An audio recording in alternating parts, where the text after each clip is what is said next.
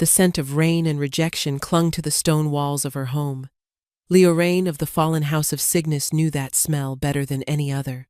It was the permanent perfume of her failure. At 19, when other she-wolves celebrated their first shift, their bodies finally aligning with the spirit of their beast, Leoraine had felt nothing. The moon had called, and her blood had not answered. She was wolfless, a broken thing in a society that worshipped strength. Her father, his face a mask of grim disappointment, had not looked at her as he spoke.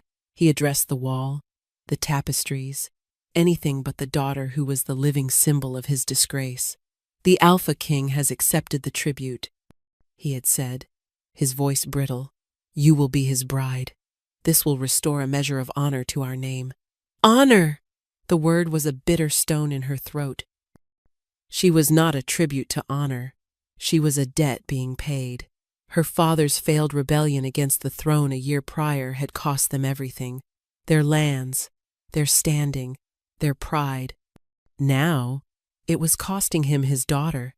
She was being sent to the Shadow King, Lord Dravenor, a man whose name was only ever spoken in hushed, fearful whispers. They said he was a monster, a ruthless king who had crushed her father's uprising without a flicker of mercy. They said no one had seen his wolf in decades, that some terrible curse festered within him. He was a phantom who ruled from a fortress of black stone and perpetual twilight, and she was being sent to his bed.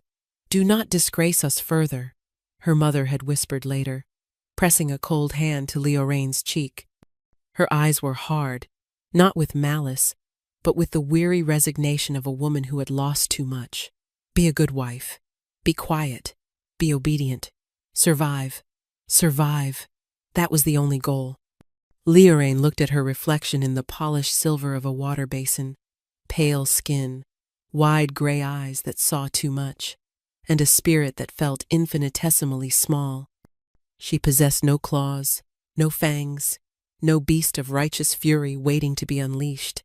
All she had were stories, tales her grandmother had taught her, whispered in the dark of her childhood bedroom. Stories of ancient magic, of love that healed curses, of courage found in the most unlikely of hearts. They were frivolous things, useless in a world of alphas and omegas, of power and dominance. They were all she had left.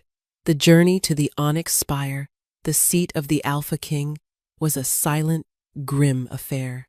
She traveled in a black carriage, flanked by two of the king's royal guard. They were massive wolves, their human forms radiating an aura of contained violence. They never spoke to her, but she felt their contempt like a physical weight. A wolfless omega for their king, the insult was profound. She could hear the whispers whenever the carriage stopped in a village. Faces peered through curtained windows, their expressions a mixture of pity and morbid curiosity. The broken bride, they called her. The lamb for the slaughter. Each word was a tiny cut against her already wounded pride. She held her head high, focusing on the sway of the carriage, the creak of the leather, anything to drown out the noise. The air grew colder as they ascended into the mountains. The trees became dark sentinels, their branches clawing at a sky the color of slate. Then she saw it. The onyx spire was not a castle. It was a scar on the landscape, a jagged tooth of black rock that stabbed at the heavens. It seemed to drink the light from the air, surrounded by a perpetual gloom that had nothing to do with the weather. Her breath caught in her throat. This was not a home. It was a tomb. The carriage rattled across a drawbridge spanning a chasm so deep she could not see the bottom. The portcullis groaned upward, a monstrous mouth opening to swallow her whole. The guards pulled her from the carriage without ceremony, their grips bruising on her arms. "The king awaits," one of them grunted, shoving her toward a pair of massive obsidian doors. Inside, the fortress was a cavern of shadows and echoes. The air was frigid, carrying the scent of old stone, cold iron, and something else, something wild and pained. It was the faint, unsettling scent of a beast in agony. Leoraine clutched the small satchel that held her only possessions, a spare dress and a worn book of fairy tales, and steeled her spine. She was a daughter of Cygnus. She might be broken, but she would not crumble. Not yet. The throne room was designed to intimidate. It was a vast, vaulted cavern of a room, the walls and floor polished black stone that reflected the torchlight like a dark, still lake. High above, narrow windows let in only slivers of the dying afternoon light. At the far end, upon a dais of carved obsidian, sat the throne, and upon the throne sat the king. Lord Dravenor was not what she expected. The whispers had painted a picture of a gnarled, twisted monster, but the man before her was brutally handsome, carved from shadow and fury. He was tall and broad-shouldered, with hair as black as a raven's wing, and eyes the color of molten silver.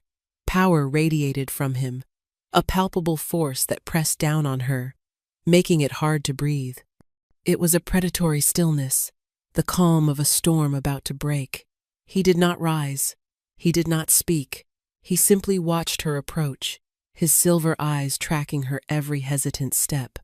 The silence stretched, thick and suffocating. The guards forced her to her knees, a respectful distance from the dais. The cold of the stone seeped through the thin fabric of her dress. "So this is it," he finally said. His voice was a low, rumbling baritone that vibrated through the floor, through her bones. It was a voice accustomed to command, devoid of warmth or welcome. The offering from the traitor Cygnus, a wolfless omega. He said the words, wolfless omega, as if they were a disease. The shame she had carried for years flared hot in her chest. She lifted her chin, meeting his gaze. It was a small act of defiance, but it was all she had. His lip curled in a faint, cruel smirk. "You have your mother's eyes. I remember them. They were full of fire before I extinguished it." He was speaking of the rebellion, of the day he had personally executed the men who fought alongside her father. Fear, cold and sharp, pierced through her resolve. This was not just a king. This was the man who had shattered her world. And he was looking at her as if she were nothing more than a piece of property, a spoil of war. "Leave us," he commanded the guards. The heavy doors boomed shut, leaving them alone in the cavernous silence. He rose from his throne, descending the steps with a predator's grace. He circled her, his footsteps echoing in the vast chamber. She remained on her knees, her heart hammering against her ribs. "You are to be my queen," he murmured, his voice laced with a dark, bitter amusement. A queen with no wolf, no power, no voice. A perfect symbol for this broken kingdom. He stopped in front of her, close enough that she had to crane her neck to look up at him. "You will serve your purpose. You will be a constant reminder to all who would dare defy me of the price of failure. Do you understand?" She could only nod, her throat too tight for words. "Good," he said, turning his back on her. "A servant will show you to your chambers. Do not leave them without my permission. Do not speak unless spoken to. You are mine now, little wolf." A trinket, nothing more.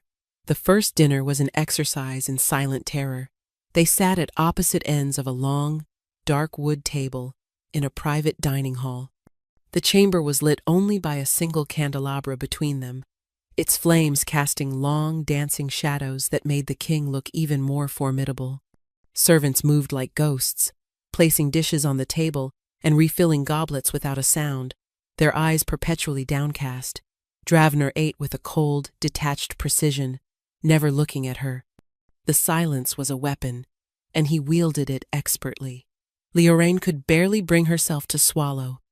The food was rich, far grander than anything her family had been able to afford since their fall, but it tasted of ash in her mouth.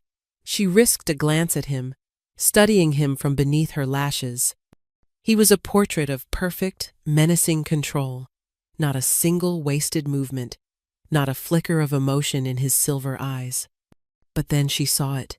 He reached for his goblet of wine, and for a fraction of a second, his hand trembled.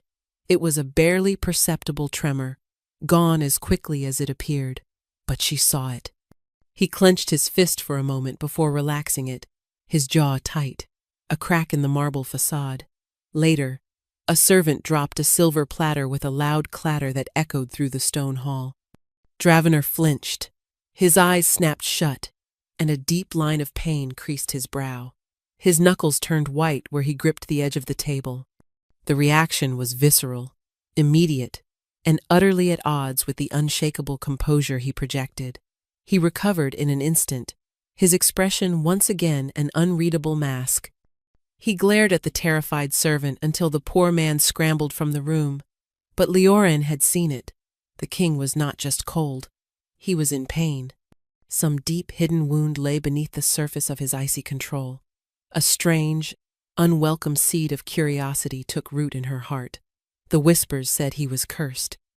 For the first time, she wondered what that curse truly was. It was a dangerous thought. Pity was a luxury she could not afford, and curiosity could be a death sentence in a place like this. She lowered her gaze back to her plate, her fear now mingled with a disquieting sense of mystery. Her chambers were opulent, a gilded cage of silk sheets, plush carpets, and dark, heavy furniture.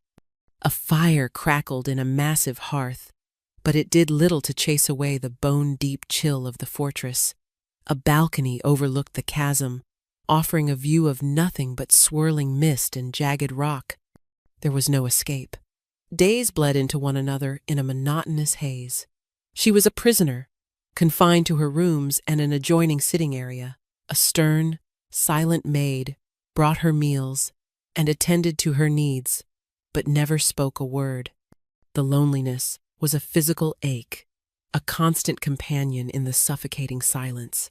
To keep madness at bay, she explored her prison. Tucked away behind a heavy tapestry, she found a small, forgotten library.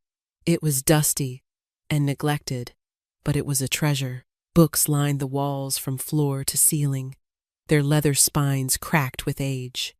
Here, she could lose herself for hours, escaping into worlds of myth and magic, worlds where broken things could be made whole again.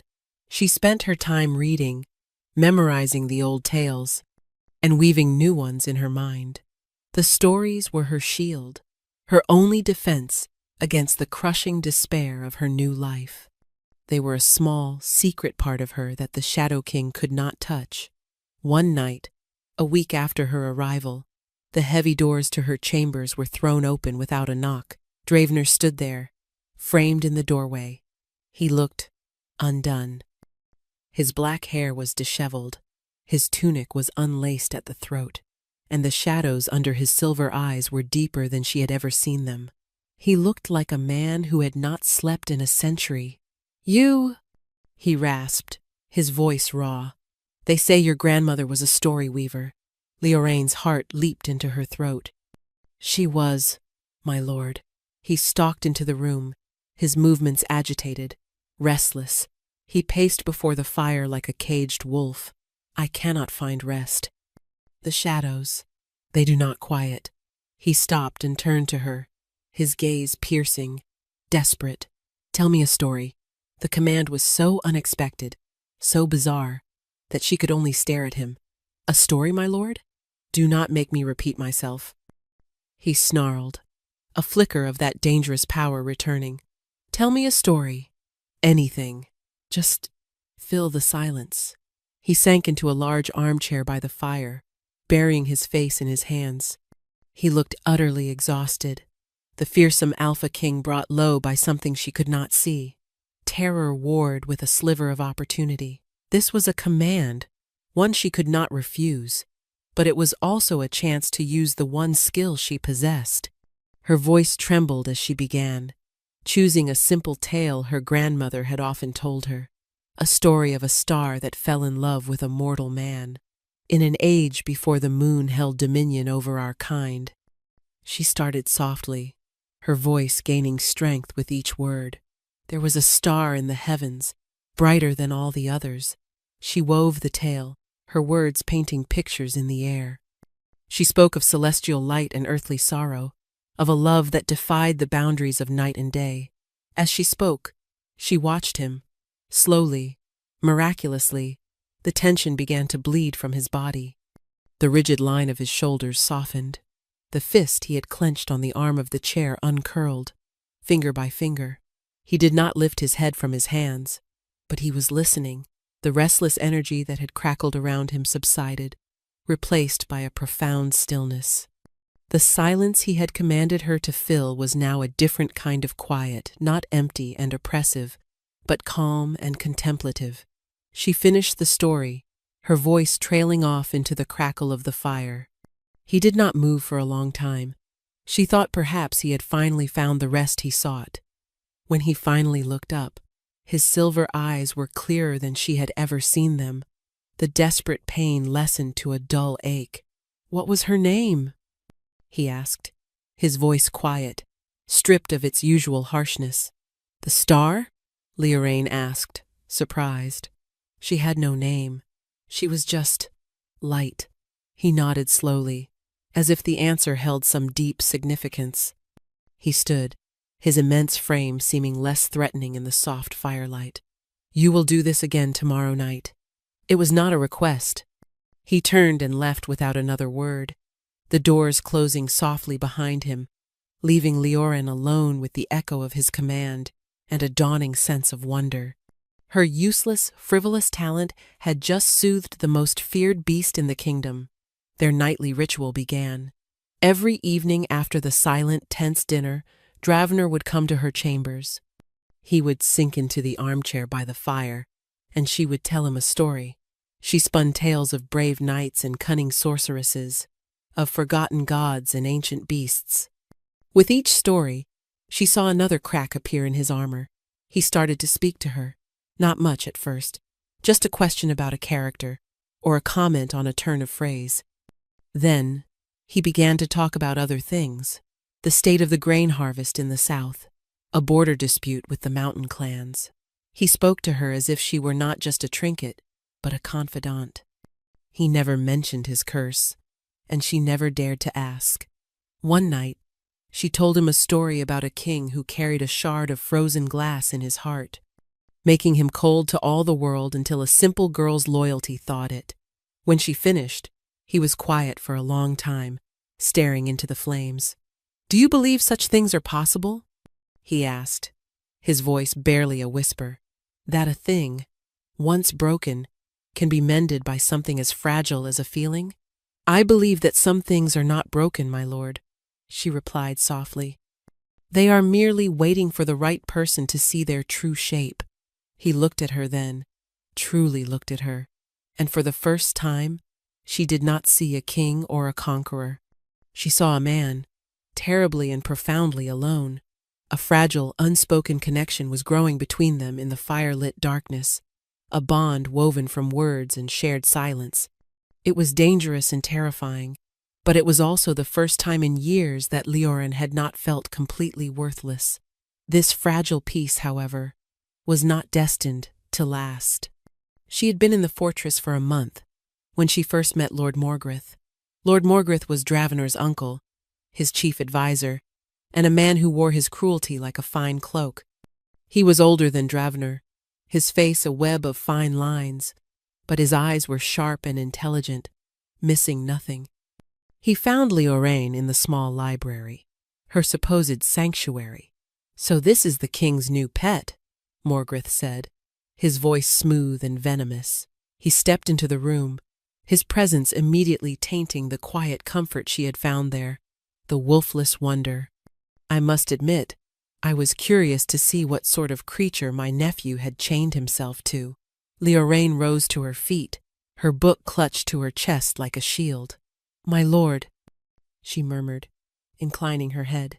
"Spare me the pleasantries," he sneered, circling her as Dravenor had done on that first day.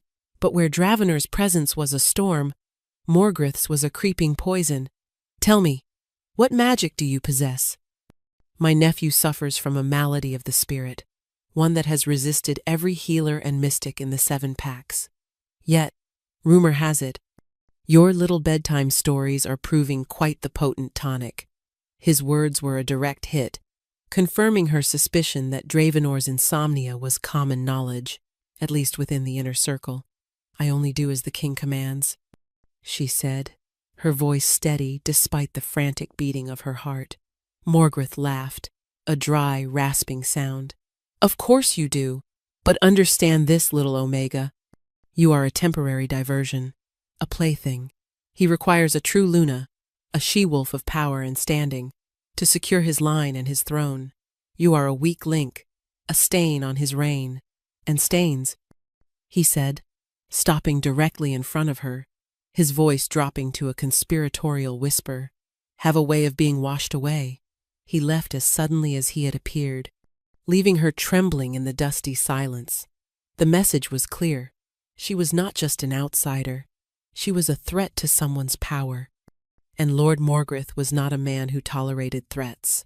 After her encounter with Morgrith, Leorin began to watch him more closely. She saw the subtle ways he manipulated Dravenor. During council meetings, which she was now sometimes permitted to attend, sitting silently in a corner, Morgrith would frame his suggestions as if they were Dravenor's own ideas. He would praise the king's decisiveness on brutal policies that Dravenor seemed reluctant to enact. As you so wisely decreed, my king, Morgrith would say, we must make an example of the grain thieves. A public flogging will remind the people of the strength of the throne. Leorin would watch Dravenor's jaw tighten. He would nod his assent, but the pain in his eyes would deepen. He was a king trapped in a web of his uncle's making, his own authority subtly and constantly undermined. Morgrith ruled through Dravenor, using the king's curse-induced isolation to consolidate his own power. One afternoon, the conflict came to a head. A delegation of Alphas from the northern packs had arrived to petition the king. Morgrith insisted they were plotting sedition, urging Dravenor to imprison them as a show of force. They question your strength, nephew. Morgrith's voice echoed in the council chamber. They whisper of the curse, of your unfitness. They see your choice of mate, he added, with a venomous glance at Leorin, as the final proof of your weakness. Show them they are wrong. Crush them. I will hear them out, Dravenor said, his voice a low growl. They are my people, not my enemies. They are wolves, and wolves only respect the fang at their throat. Morgrith shot back, his decorum finally slipping. Your father would have had their heads on spikes before they even crossed the river. The mention of his father was a clear provocation. A dark energy exploded from Dravenor. The air in the room grew heavy, charged with ozone. The torches flickered wildly as an unseen force swept through the chamber. Enough! Dravenor roared, his voice distorting, becoming something deeper and more monstrous. He slammed his fist on the stone table, cracking it down the center. Without another word, he turned and stormed from the room, the shadows seeming to cling to him, to writhe around his feet. Morgrith watched him go, a thin, triumphant smile on his lips. He had gotten the reaction he wanted. He had pushed his king to the edge of his control. A terrible premonition seized Leorin. She excused herself from the stunned council and followed the path Dravenor had taken. She didn't know why. Some instinct she didn't know she possessed pulled her after him, a moth to a volatile flame. She found him in the central courtyard, a desolate space of black stone and withered trees, but it was not Dravenor who stood there. The thing in the center of the courtyard was a creature of nightmare. It was huge, vaguely wolf-like in shape, but formed of living shadow and crackling, unstable energy. It had no face, only a pair of burning, silver eyes filled with indescribable agony. Tendrils of darkness writhed from its body, lashing out to scar the stone paving. A low, guttural sound of pure pain emanated from it, a sound that was both a roar and a sob. This was his curse. This was the Shadow King's wolf. It was not a beast of pride and strength, but a monster of corrupted spirit, trapped between forms, a being of pure rage and suffering. The royal guards who had followed at a distance kept their back, their spears leveled, their faces pale with terror. They saw a monster to be contained. Leorin saw Dravenor, drowning in an agony she could not comprehend. Her heart hammered in her chest, every instinct screaming at her to run. to hide, but her feet remained planted on the stone. He was the man who listened to her stories, the man who showed her glimpses of the lonely soul beneath the crown. She could not abandon him to this. Ignoring the guard's shouted warnings, she took a step forward, and then another. She walked slowly, deliberately, toward the raging vortex of shadow and pain. The monster turned its burning silver eyes on her, and a wave of pure despair washed over her, so potent it almost brought her to her knees. She did not have claws or fangs. She had only her voice.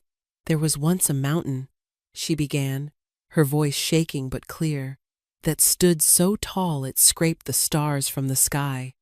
It was made of the hardest stone, and all the world feared its sharp peaks and its cold, dark heart." As her voice cut through the air, the creature of shadow stilled, its burning eyes fixed on her, the agonized roar softening to a low, pained growl. The writhing tendrils of darkness slowed their violent lashing. Leoraine kept walking, her gaze locked with his. She did not falter, even as the raw power radiating from him chilled her to the bone. She continued her story, her words a thread of calm in the storm of his pain. She spoke of how the mountain was lonely, how it longed for the warmth of the sun, but was always shrouded in clouds of its own making. The guards watched in stunned silence.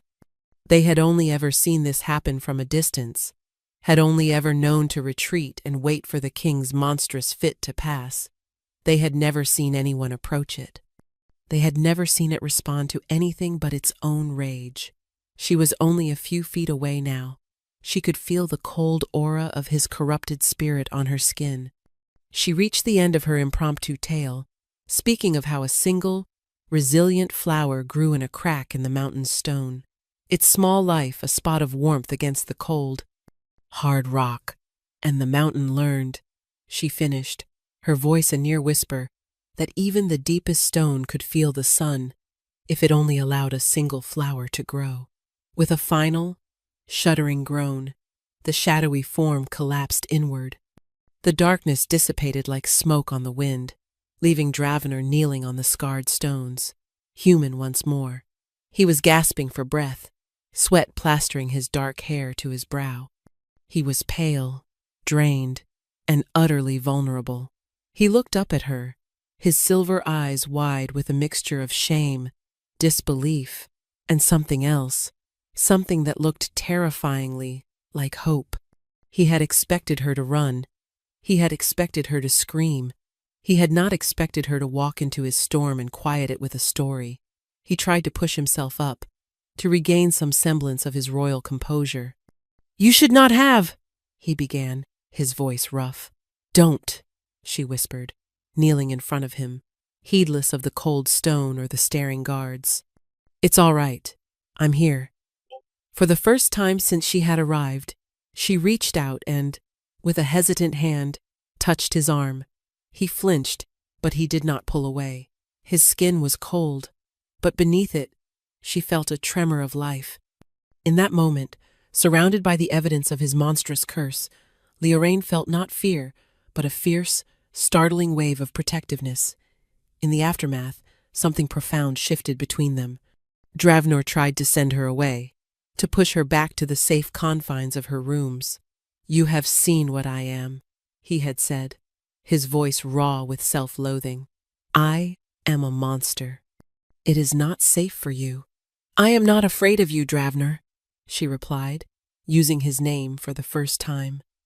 The sound of it on her lips felt both strange and right. He had no answer for that. The walls he had built around himself were impossibly high, but she had not tried to scale them. She had simply walked through a door he never knew was unlocked. He allowed her to stay. He allowed her to help him back to his private chambers, leaning on her small frame, the great Alpha King humbled and exhausted. Their nightly storytelling sessions took on a new intimacy. He no longer sat across the room in a chair. He would sit on the hearthrug before the fire, and she would sit on a cushion nearby. He told her about the curse, how it had taken him on his own 19th birthday, the same day she had failed to shift. His wolf spirit had not emerged. It had shattered, corrupted by an ancient bloodline curse his ancestors had long thought dormant.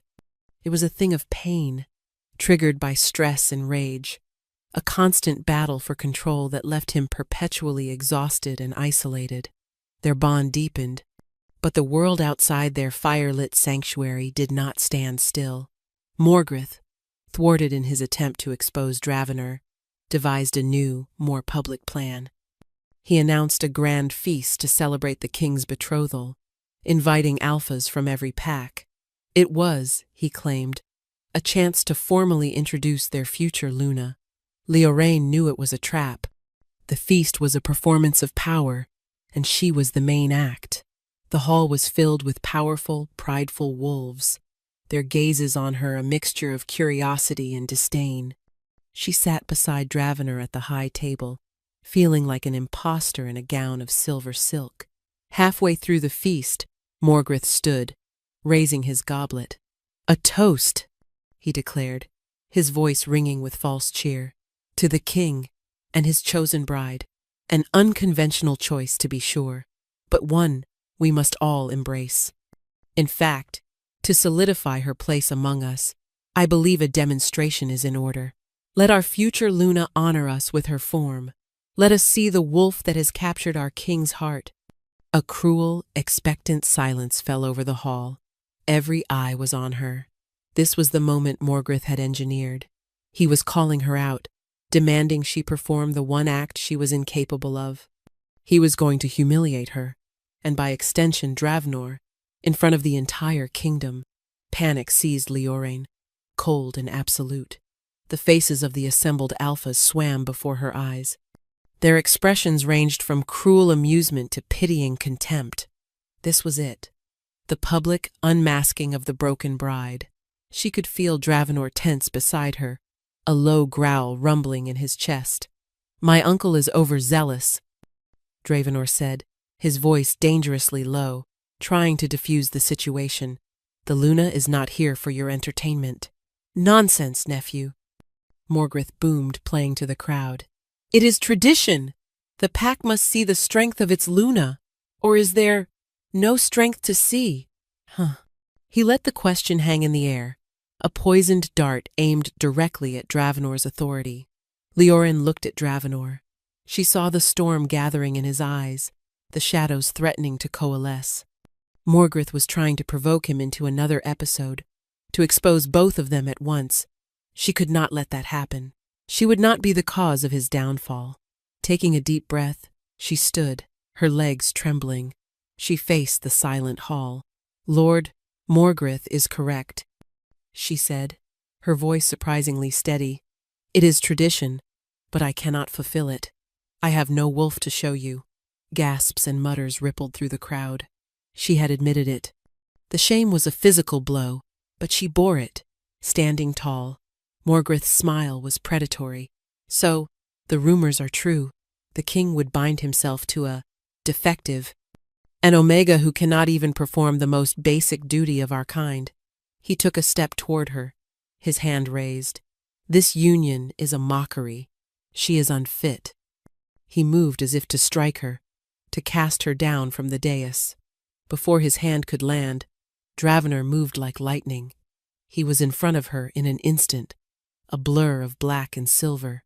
He caught Morgrith's wrist in an iron grip, his eyes blazing with a fury that was entirely his own, not the curse's. "You will not touch her," Dravenor snarled, his voice vibrating with absolute power. The entire hall recoiled from the force of his alpha command. He shoved his uncle back, sending the older wolf stumbling. Dravenor turned to face the stunned alphas, keeping Leoraine protectively behind him. "You wish to see the strength of your Luna?" he roared, his voice filling every corner of the vast hall. "Her strength is not in her claws or her fangs. It is in her heart. It is in a courage that none of you possess. She stood before you and spoke the truth, knowing you would scorn her for it. She has faced my darkness without flinching. She is 10 times the wolf any of you are." He turned, his silver eyes finding hers. In front of his treacherous uncle and the entire assembly of nobles, he gently took her hand. "She is not merely my bride," he declared, his voice ringing with unshakable conviction. She is my choice. She is my mate, and you will show her the respect she is due as your queen.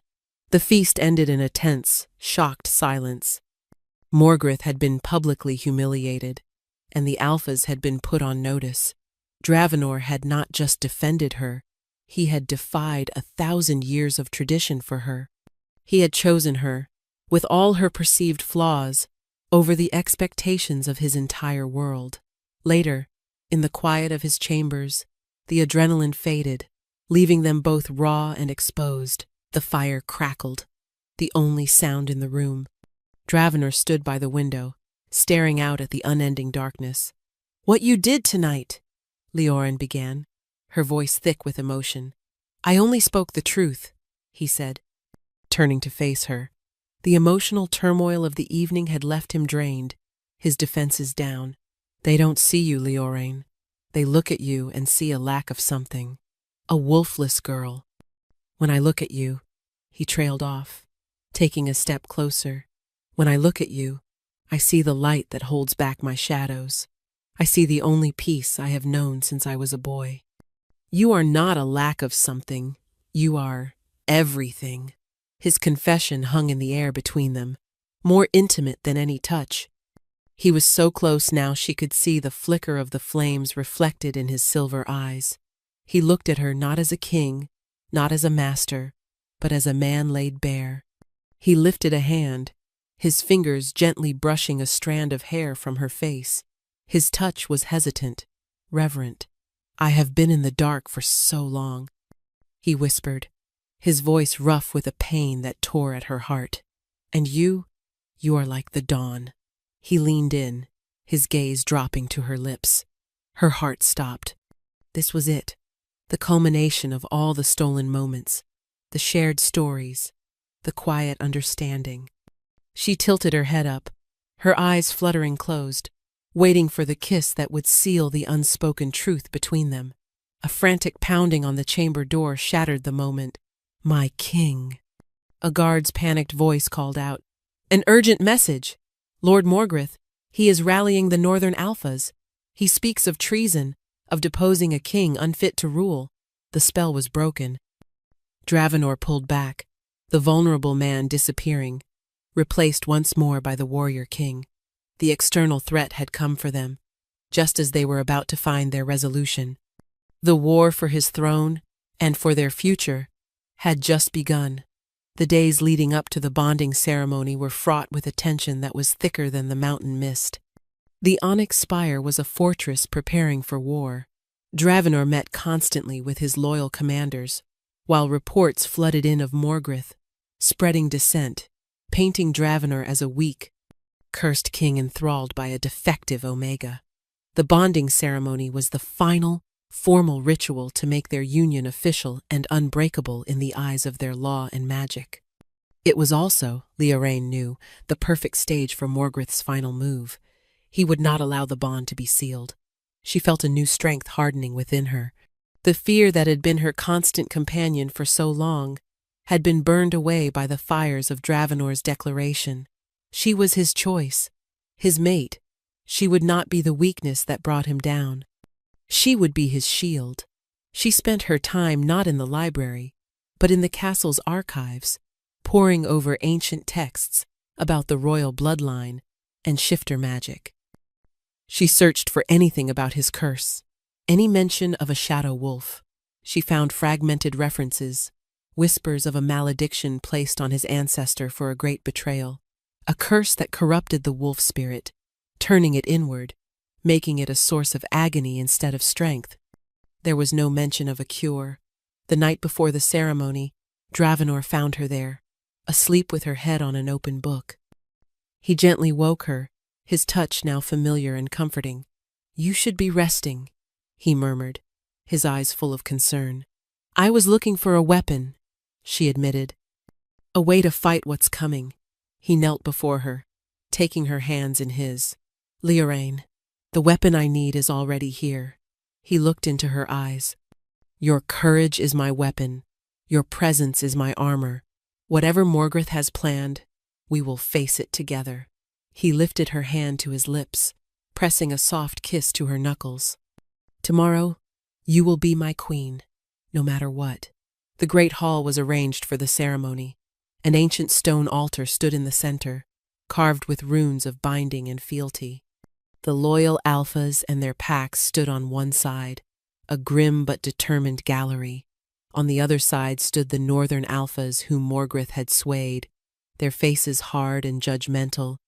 Morgrith himself stood among them, his expression one of polite, venomous concern. Leoraine walked to the altar, Dravenor at her side. She wore a simple white gown, a stark contrast to the oppressive black stone of the hall. She met the hostile glares of the northern Alphas with a calm she did not feel. Dravenor's hand was a warm, steady presence on the small of her back. The elder began the rite, his voice chanting the ancient words of the pact. It was a long ritual, filled with symbolic gestures. The final part required the couple to drink from a shared ceremonial chalice, a brew of herbs meant to strengthen the spiritual bond between mates. As the chalice was presented, Morgrith stepped forward. "A moment, elder," he said smoothly. "As the king's uncle, it is my honor and my right to offer a personal blessing to this union." He produced a small, ornate vial, an ancient family tradition. A drop of this elixir, from the sap of the moon-petal flower, ensures a strong and fertile bond. Dravenor's guards tensed, but Morgrith's actions were cloaked in tradition. To refuse would be a grave insult. Dravenor gave a stiff nod, his eyes narrowed with suspicion. Morgrith uncorked the vial and let a single shimmering drop fall into the chalice. He smiled, a victor's smile, and stepped back into the crowd.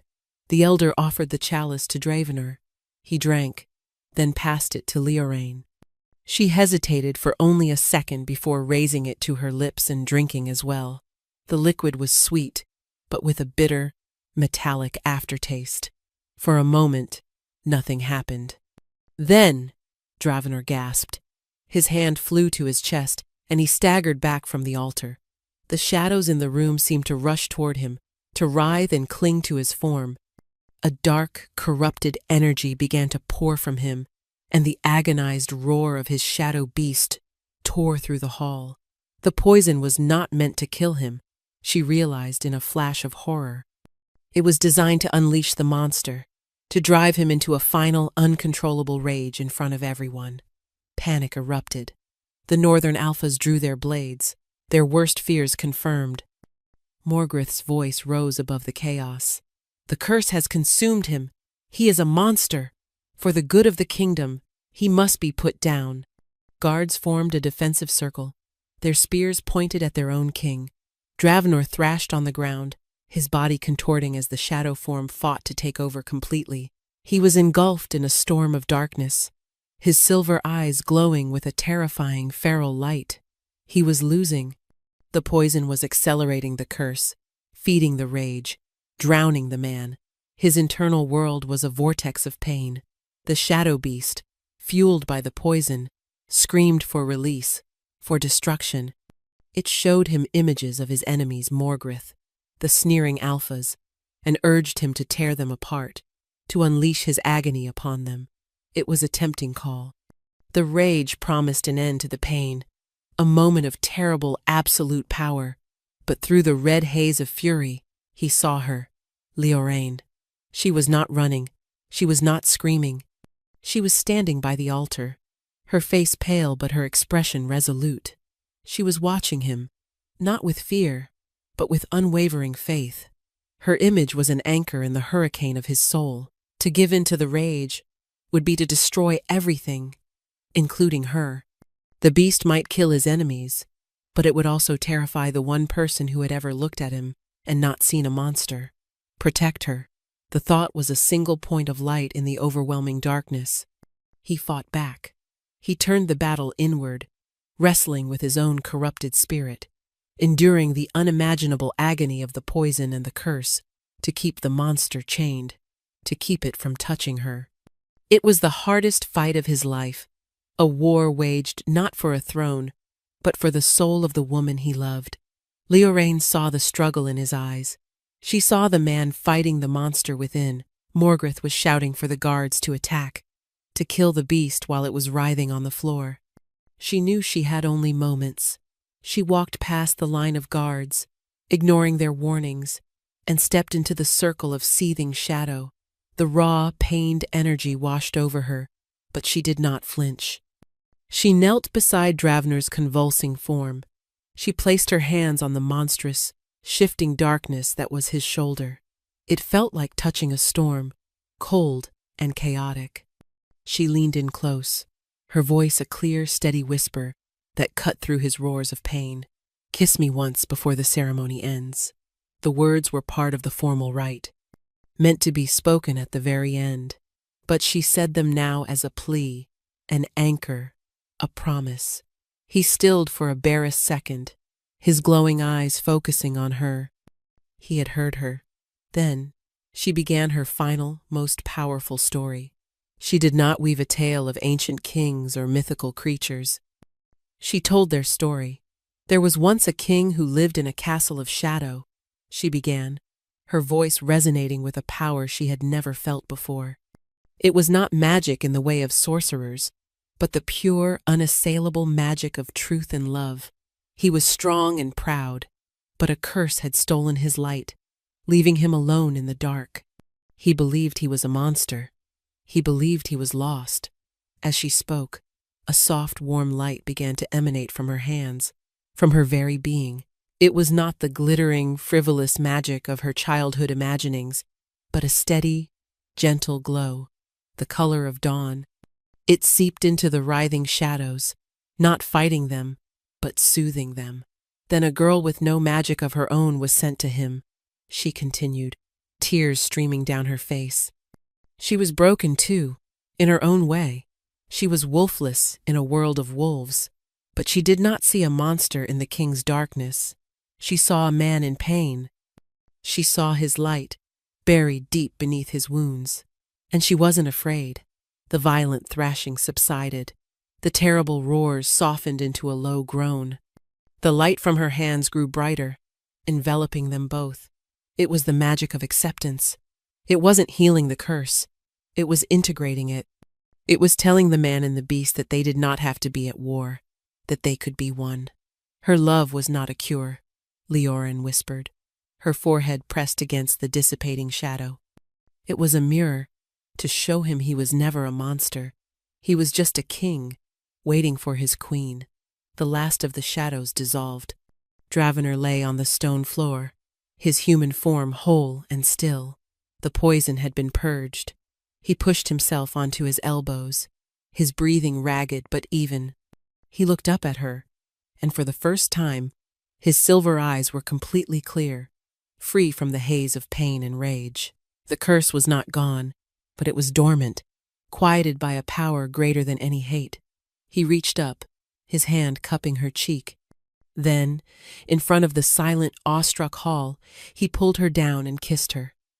It was a kiss of desperation and gratitude, of salvation and promise. He kissed her, and the ancient runes on the altar stone flared with a brilliant silver light, sealing their bond forever. When the light faded, a stunned silence held the hall. Dravener rose to his feet, pulling Leorain up with him. He looked at Morgrith, his expression like glacial ice. "Treason," he said, his voice calm but carrying the weight of absolute authority. "And the use of forbidden poisons against your king. Seize him." The northern Alphas, who had been moments from attacking their king, now turned on Morgrith, their faces masks of fury and shame. They had been manipulated, their honor used against them.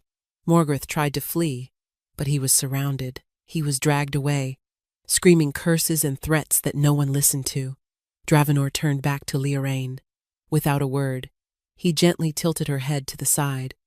The crowd watched, breathless, as he leaned in and sank his canines into the soft flesh where her neck met her shoulder. The mating mark.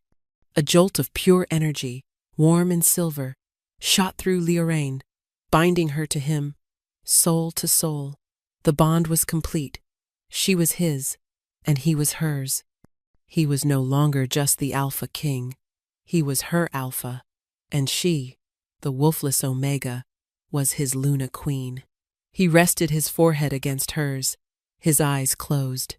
"My queen," he murmured, his voice thick with an emotion so deep it left her breathless. The entire hall, from the lowest servant to the most powerful Alpha, dropped to one knee. Not in fear, but in genuine, awestruck reverence for the queen who had saved their king with a story. Their union marked the beginning of a new era. Dravenor, with Leoraine's counsel, began to transform the kingdom. The harsh, brutal laws that Morgrith had championed were repealed, replaced with edicts that valued compassion and justice. Strength was redefined. It was no longer just about the power of one's wolf, but about the resilience of one's spirit, the courage of one's heart. Leoraine became a beloved queen. She established schools. She listened to the petitions of the small folk, and she sought out the other wolfless members of their society who had lived their lives in shame and hiding. She gave them positions of honor in her court, showing the world that one's worth was not determined by the beast within. Dravenor's wolf never again manifested as the shadow monster. The curse remained a part of him, a darkness he carried, but it was no longer in control. It was a quiet shadow at his back, a reminder of the pain he had overcome, and of the woman whose love had been his salvation. He ruled with a wisdom and grace his people had never seen, his every decision tempered by Leoraine's empathy. The onyx spire, once a place of fear and gloom, began to feel like a home. 1 year later, Leoraine stood on the balcony of her chambers. It was no longer a cage, but a cherished perch, from which she could watch the sun set over her thriving kingdom. The chasm below was no longer a symbol of isolation. Dravenor had ordered a bridge to be built, connecting the spire to the lands below, a symbol of their new, open reign. Strong arms wrapped around her from behind, and Dravenor's chin came to rest on her shoulder. He placed a hand gently over her swollen belly. "He's kicking," Dravenor murmured against her ear, his voice filled with a quiet joy that still made her heart ache with love. Leoraine corrected him with a smile, turning in his arms to face him. "She is going to be a storyteller, like her mother, or a king who can move mountains, like her father," he countered, his silver eyes sparkling with a happiness she had once thought impossible. He leaned down and kissed her softly. The peace they had fought so hard for was real, tangible in the warm evening air. Their child, a miracle they had been told could never happen between a cursed Alpha and a wolfless Omega, was a symbol of their impossible, world-changing love. They had taken a broken kingdom, a broken king, and a broken girl, and from the pieces they had built a future.